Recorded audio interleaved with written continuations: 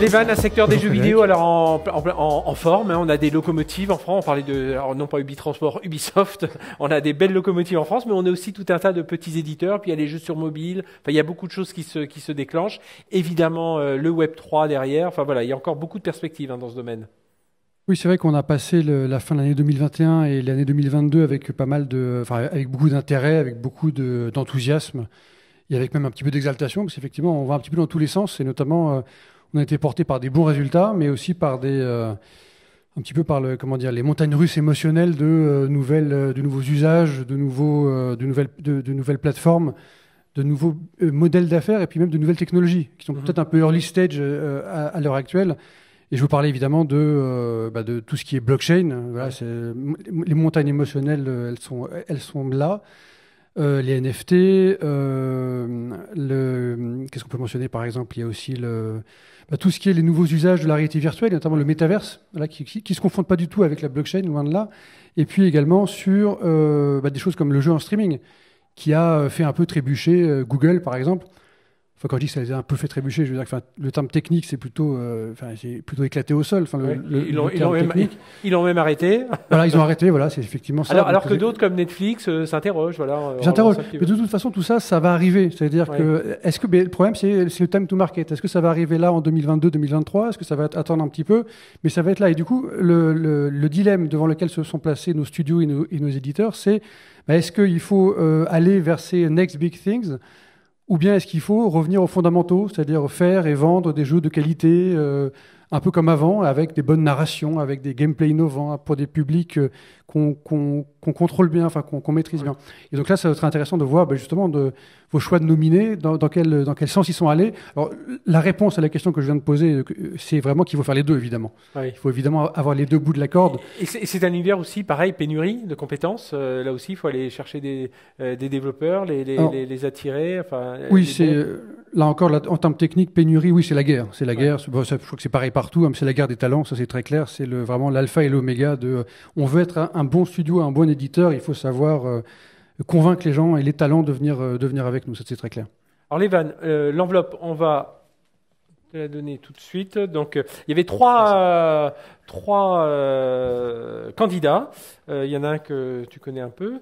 Donc il y avait Celsius Online, Microids et Shiro Games. Voilà. Ah d'accord.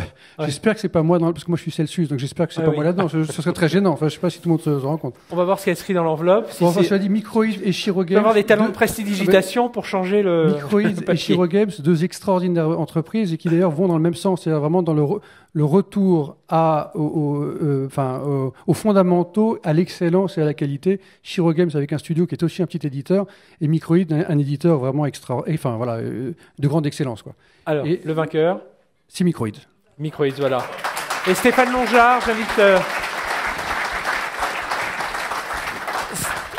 Stéphane Longeard, donc CEO de Microids. Bonjour Stéphane, bienvenue. Et je crois que juste avant de remettre le trophée, là, il y a une question de Jean-Christophe. Ouais, une double question, peut-être quelques mots sur votre business model, qui est un petit peu particulier, je crois, on en parlait tout à l'heure. Et puis aussi sur votre croissance 21, c'est vrai qu'on a vu une forte croissance du secteur en 2020, enfin en tout cas le Covid, paradoxalement, a beaucoup boosté le secteur du jeu. On l'a vu peut-être chez Ubisoft un peu moins en 21. Vous êtes un peu à contre-cycle par rapport à ça en 21. Voilà, comment vous expliquez cette performance ? Alors, rapidement, pour déjà expliquer qui est Microids. Microids est une société qui a 37 ans, la première société de jeux vidéo qui a été créée il y a 37 ans. Le fondateur, Elliot Graciano, fait toujours partie de l'équipe. Donc, il m'a rejoint il y a maintenant 10 ans, après une pause.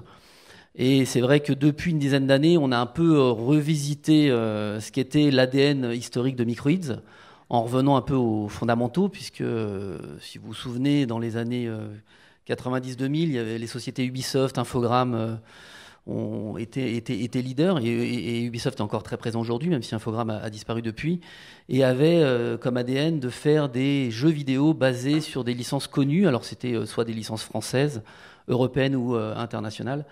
Et c'est vrai qu'on a repris cette façon de faire.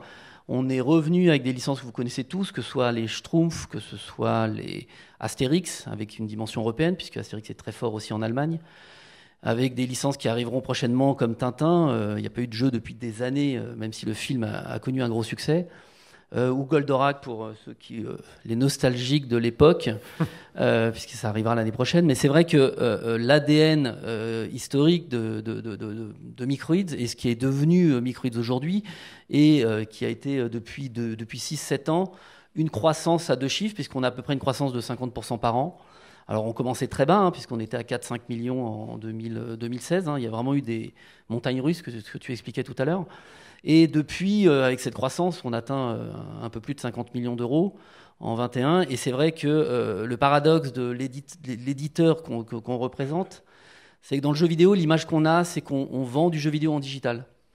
Ça, c'est vraiment l'image qu'on peut avoir. Donc c'est vrai qu'on a bénéficié du digital pendant les périodes de Covid, du physique, puisqu'on est très présent en physique. On a de l'ordre de 70% de notre chiffre d'affaires qui est fait en physique. C'est quand même un paradoxe. Quand on pense jeu vidéo, on se dit non, le jeu vidéo, c'est d'abord du digital. On achète soit sur mobile, donc clairement, le mobile est un élément présent, mais sur console, par la typologie de nos jeux qui ciblent les enfants, qui ciblent les familles, le jeu vidéo est physique et donc il est mondial. Nous, on réalise 80% de notre chiffre d'affaires hors de France, avec 20% aux États-Unis, une quinzaine de pourcents en Allemagne, et bien sûr, et on est présent au Japon, en Allemagne, avec un bureau qui représente l'Europe pour nous, et en Chine depuis un peu plus d'1 an. Donc c'est vrai que notre ADN, c'est le jeu vidéo basé sur des licences et avec une dimension le plus large possible, c'est-à-dire le plus mondial possible.